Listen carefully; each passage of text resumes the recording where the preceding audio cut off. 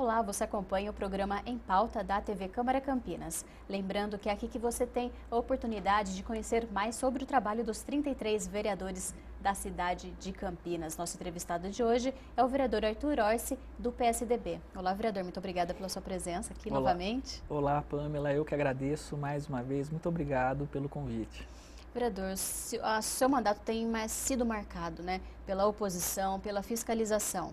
Só que o senhor faz parte do PSDB, que é da base, que apoia o prefeito. No entanto, o senhor faz parte da oposição. Como que tem sido essa experiência? Quais são as dificuldades por ser oposição nesse caso? Bem, na verdade, o que ocorre? Sem dúvida, o PSDB fez parte dessa ampla coligação que apoiou o atual prefeito de Campinas e o ajudou a elegê-lo. Todavia, durante a campanha e mesmo quando a elaboração do programa de governo, o atual prefeito ele assumiu muitos compromissos, principalmente em relação à maneira de como é que ele ia atuar à frente da prefeitura na gestão da coisa pública, dos serviços públicos, do número de cargos, dos contratos, enfim. Foi feito um programa de governo, foram assumidos compromissos pelo atual prefeito. Eu me afastei da base de sustentação do prefeito porque constantemente, no decorrer do primeiro ano e no começo do segundo ano, ele foi se afastando desses compromissos. A primeira... Nem todos foram cumpridos? Não só foram cumpridos, não foram cumpridos, como compromissos, princípios fundamentais, ele simplesmente, de certa forma, ignorou. Eu vou dar um exemplo. Logo no começo do mandato, nós aqui na Câmara, depois de ter cassado 2 prefeitos, da Câmara ter sido, de uma certa forma, a base de sustentação do ex-prefeito Hélio, não deixar nenhum requerimento de informação dos vereadores da oposição serem aprovados, para que nós pudéssemos verificar como estava a situação financeira da Sanasa, requerimentos pedindo cópia de contratos, que foram depois alvo de investigação e de, inclusive, prisão, empresas que faziam parte daquele esquema de corrupção. Nós aqui da oposição não conseguíamos ter acesso a essas informações em função de uma blindagem que foi feita pelo então prefeito Hélio e pela sua base de sustentação. Nós conseguimos aí, a duras penas, através de uma iniciativa minha e depois com o consenso de outros vereadores, fazer com que os requerimentos de informação, que é a base da fiscalização de qualquer parlamentar, porque tudo começa na medida em que você precisa ter as informações da administração. E a prefeitura é obrigada, em um prazo de 30 dias, fornecer essas informações. Exatamente. Então, o prefeito tem que responder em 15, prorrogado por mais 15, mas ele sempre pede a prorrogação, que acaba dando aí mais de 40 dias, porque o requerimento vai, depois volta para um novo pedido de prorrogação. E você está satisfeito com as respostas, por enquanto? Não esperava não, eu acho que as respostas poderiam ser melhores. Mas o que houve logo no primeiro momento, quando o prefeito Jonas assumiu? A primeira coisa que ele quis modificar foi essa alteração que nós fizemos dos requerimentos não precisarem mais passar por aprovação do plenário. Então, o prefeito Jonas, através da sua base aqui na Câmara, quis voltar com a antiga regra dos requerimentos de informação terem que passar por aprovação do plenário. Ora, a proposta que revogou isso tinha sido minha e em função de tudo que havia acontecido. Esse foi o primeiro desgaste, logo no começo do mandato, que gerou um mal-estar entre mim e a administração municipal. Logo em seguida, o prefeito começou a vetar sistematicamente projetos de lei de autoria nossa e de outros vereadores, sem qualquer fundamentação legal plausível. E eu, como sou membro da Comissão de Constituição e fui relator de muitos desses projetos, eu verificava que os projetos eram bons para a cidade e que o veto não tinha cabimento. E votava aqui na Câmara, quando o projeto retornava com o veto, eu sempre me posicionava contra o veto do prefeito. E isso, de uma certa forma, também não agradou a administração, porque eu atuava de acordo com a minha consciência em cada projeto especificamente. Logo em seguida, o prefeito começou a aditar contratos de prestação de serviço, muitos deles que, por exemplo, vou dar um exemplo, o contrato de locação de veículos, que era de 10 milhões de reais na administração passada, passou para 23 milhões de reais nessa atual administração, né? Com valores de locação de veículo muito, mas muito superiores do que o próprio valor de mercado, né? Um exemplo simples, nós temos Kombis locadas pela prefeitura a R$ 4.200, que a Sanasa, através de um pregão eletrônico, loca por R$ 1.600. E por espanto, é o mesmo grupo econômico. A empresa que é dona da Lockcar, que loca as Kombis para a prefeitura, o dono é uma outra empresa também de propriedade dele, que loca para a Sanasa. Não faz sentido nenhum, né? O preço ser diferente. E o prefeito, na campanha, havia assumido o compromisso de todos esses contratos que foram objetos de investigação ainda na gestão do ex-prefeito Hélio, de terem uma redução e de serem feitas licitações com maior transparência, licitações onde se garantisse uma maior competitividade, né, de todos os participantes. Só para se ter um exemplo, essa licitação de locação de veículo, o número de participantes foi mínimo, né, e não houve sequer lances, né. Então, por isso que o preço ficou... E a Lockcar já prestava serviço na administração do ex-prefeito Hélio, como outras empresas que o prefeito aditou o contrato e que já prestavam serviços na administração passada, como a empresa de poda, por exemplo, e manutenção das áreas verdes. O contrato saltou de 20 milhões para 70 milhões de reais, né? Precisaria melhorar o contrato? Talvez até precisaria melhorar para haver um número maior de servidores, enfim, melhorar as condições. Mas é um exagero o que a gente vê aí. A prefeitura poderia fazer a mesma coisa que tem feito hoje, ou até melhor, com um contrato mais enxuto. E por que tudo isso, Pamela? Porque o prefeito havia assumido o compromisso de melhorar a qualidade desses contratos, de melhorar essas despesas durante a campanha, dizendo até que iria diminuir em 20% o gasto com esses contratos terceirizados. Pelo contrário, aumentou. E aí um outro fator também que que me afastou da base, foi o fato do prefeito criar mais 100 cargos em comissão, né? Um projeto de lei que ele encaminhou aqui para casa, onde Campinas hoje tem 855 cargos de livre indicação do prefeito, aqueles que não precisam de concurso público, né? Que muitos são indicação política, de apadrinhados políticos, enfim. Campinas hoje tem mais cargos em comissão do que Curitiba, que tem quase o dobro do orçamento de Campinas e tem o dobro da população, mais do que Porto Alegre, que é uma cidade também que tem uma população maior e tem um orçamento maior. Então, Campinas hoje paga para custeio desses 855 cargos um valor astronômico, que poderia estar indo para quê? Para qualificar o servidor de carreira, né? Para melhorar os serviços públicos, né? Só para se ter uma ideia, o prefeito no seu programa de governo assumiu também criar a escola do servidor, para gerar cursos, dar cursos, aperfeiçoar e estimular os servidores públicos, inclusive cursos que seriam reconhecidos e habilitados para o servidor. Igual que temos aqui com a Elecamp, por exemplo. Exatamente, que foi feito aqui, onde o servidor, ele além de ter um aperfeiçoamento e tudo mais, ele ainda sai com um certificado que pode fazer com que ele tenha uma progressão na carreira. Até hoje, o prefeito não colocou em prática isso. E o mandato já vai para 2 anos, né? Então, na verdade, não pode utilizar desculpa que está há pouco tempo, está arrumando a casa, né? Exatamente. E isso estava já no orçamento do primeiro ano e não foi cumprido. Outra promessa do prefeito, que é uma necessidade enorme nossa. Você vê, o prefeito criou 100 cargos de confiança, mas não criou ainda o Instituto de Planejamento da cidade, que eu participei do programa de governo para que esse instituto fosse desenvolvido na cidade. O grande problema nosso hoje em Campinas é a falta de planejamento estratégico, né? Cada administração que entra tem uma ideia diferente do que deve ser a vocação da cidade. Isso não pode continuar desse jeito. Precisa haver um planejamento a médio e longo prazo, né? para que, primeiro, se defina qual é a vocação da nossa cidade, levando-se em conta o aeroporto de Viracopos, que está expandindo de forma astronômica, né? Foi uma coisa fundamental que ocorreu para a cidade.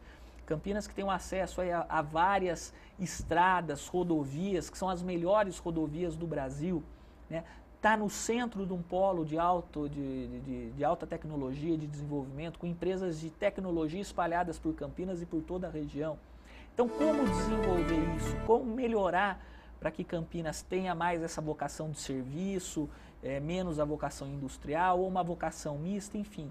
Isso que tem que ser feito um estudo, um levantamento, um planejamento a longo prazo. E esse Instituto de Planejamento, mesmo antes da atual administração, já havia uma necessidade, uma cobrança da sociedade, dos arquitetos, dos engenheiros, daqueles que gostam de Campinas, daqueles que conhecem a cidade e sabem que sem planejamento nós vamos perder muitas oportunidades. Oportunidade de emprego, oportunidade de renda. E, como você disse, da mesma forma que a escola do servidor, depois de 2 anos, o prefeito cria 100 cargos em comissão e não cria uma estrutura mínima para colocar em prática a escola, o Instituto de Planejamento da cidade. Então, eu me afastei da base do governo, me afastei dessa atual administração, porque eu acabei não me identificando mais com ela, né? O prefeito tinha um compromisso de não aumentar cargos de confiança, pelo contrário, na campanha o prefeito disse em todos os cantos da cidade que ele ia reduzir em 30% os cargos de confiança. De 750 ele ia abaixar para no máximo 500. E o que nós vimos foi exatamente o contrário, né? O prefeito trouxe outros partidos que não apoiaram ele nem no primeiro nem no segundo turno. Ele precisou acomodar esses partidos e criou mais cargos. Essa foi a maneira com que... Então, tudo isso, Pamela, fez com que... Mas esse PL já foi derrubado, né, vereador? Por função de uma ação do vereador Paulo Búfalo e claro, de uma pressão sua também. Exatamente, muito bem lembrado por você. Nós votamos esse PL, na época nós contestamos, eu votei contra, o vereador Paulo Búfalo votou contra e havia aí já um movimento muito grande. O Ministério Público de São Paulo, o Procurador-Geral de Justiça, ingressou com uma ação de inconstitucionalidade, né, em função do número de cargos que foi criado, que do ponto de vista dele, inclusive, vários cargos disso eram para ser funcionários de carreira, funcionários concursados e não apadrinhados, não comissionados.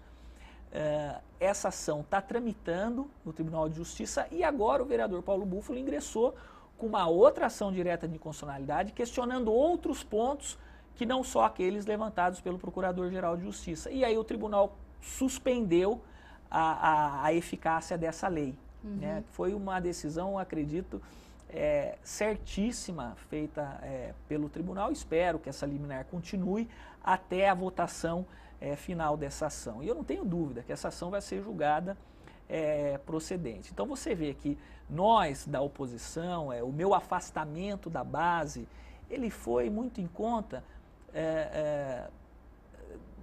primeiro, de não se identificar mais com aquilo que a administração, da maneira com que a administração... E a cidade precisa disso, com as né, condutas. vereador? Exatamente. Uma vez que a oposição é a minoria aqui na casa, né? Então precisa de usar as ferramentas, usar a tribuna, usar os requerimentos e, numa última saída, o Ministério Público. Não, sem dúvida, Pamela. Agora, eu gostaria de dizer para você hoje, de estar aqui e dizer o seguinte: olha, Pamela, eu sou um vereador da base de sustentação, porque a administração está indo bem, porque a administração está seguindo aquilo que ela prometeu na campanha, porque a administração está cumprindo de forma correta os princípios maiores, né, que norteiam uma boa administração, uma boa gestão pública. Eu gostaria de fazer isso, mas infelizmente eu não posso, eu vou estar contrariando aquilo que eu sempre preguei, os meus princípios.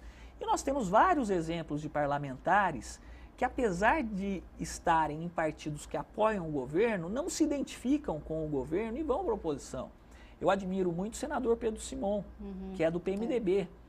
O vereador, combativo, o senador, né? Muito... Exatamente, o senador Pedro Simon, ele é do PMDB, né, gaúcho do PMDB, e o vice-presidente da República também é do PMDB. O senador Pedro Simon ele é um dos maiores críticos, quando tem que ser feita a crítica, né, no Senado. É um dos maiores críticos, um dos maiores oposicionistas.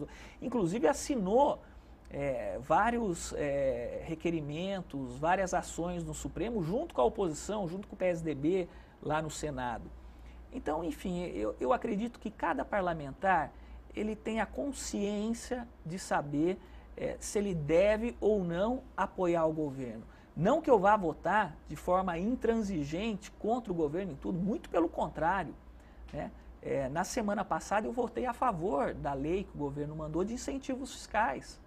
Né? Eu acho que, apesar de não ser o ideal para a cidade, a maneira com que está sendo proposto, eu acredito que Campinas precisa ter uma legislação melhor para estimular a vinda de empresas para a nossa cidade. Né? Apesar de ainda nós não termos definido, uma legislação definida sobre qual é a vocação da cidade, isso provisoriamente é muito importante para Campinas. Então eu votei a favor, como votei a favor de inúmeros outros projetos do Executivo. Agora, o que eu não posso abrir mão é de fazer a crítica no momento que ela deve ser feita, como nesses casos que eu citei para você, aumento de despesas com contratos que, no meu ponto de vista, estão com sobrepreço, aumento de cargos de confiança, aumento de impostos, né? Toda vez que a conta não fecha, pela maneira com que se gasta de forma errada o dinheiro público, a administração joga a conta para o contribuinte. Então nós tivemos aumento de ITBI o ano passado, também foi um dos fatores. O prefeito disse categoricamente na campanha: eu não vou fazer aumento de imposto na minha administração, porque está insuportável a carga tributária hoje para todos nós, né? A sociedade não absorve mais o aumento da carga tributária, pelo contrário, hoje a gente verifica a União desonerando impostos, desonerando PIS/COFINS, desonerando, diminuindo a alíquota de ICMS, o Estado diminuindo várias alíquotas do ICMS. Então, Campinas acabou indo na contramão de tudo isso. Então, inclusive, não está colocando em prática uma proposta sua que é o Auxílio Creche, né, vereador? Para finalizar agora o programa, eu queria que o senhor falasse, porque é uma proposta muito importante para a cidade. Sem dúvida. Inclusive o Auxílio Creche, Pamela, nós fizemos de uma maneira que não gerou nenhum centavo, não onerou a prefeitura em nenhum centavo dos recursos que estavam previstos no orçamento. Na verdade era só uma mudança, né? Só uma transferência de 6 milhões, né, da Câmara para as creches. Né? A Câmara, em comum acordo, conversando com todos os líderes partidários e todos os vereadores, nós conseguimos tirar 6 milhões do orçamento da Câmara, transferir de custeio 6 milhões dos gastos da Câmara e transferir esse dinheiro para a Prefeitura, para que ela pudesse suprir, agora em 2014, mesmo que parcialmente, dando o dinheiro, fazendo convênio com creches particulares, para aquelas mães que estão na fila de espera para uma vaga de creche na rede pública municipal. Hoje 10 mil crianças, cerca de 10 mil crianças estão fora da creche. Exatamente. Eram 6 mil quando o prefeito Jonas assumiu. O ano passado já passou para 8 mil.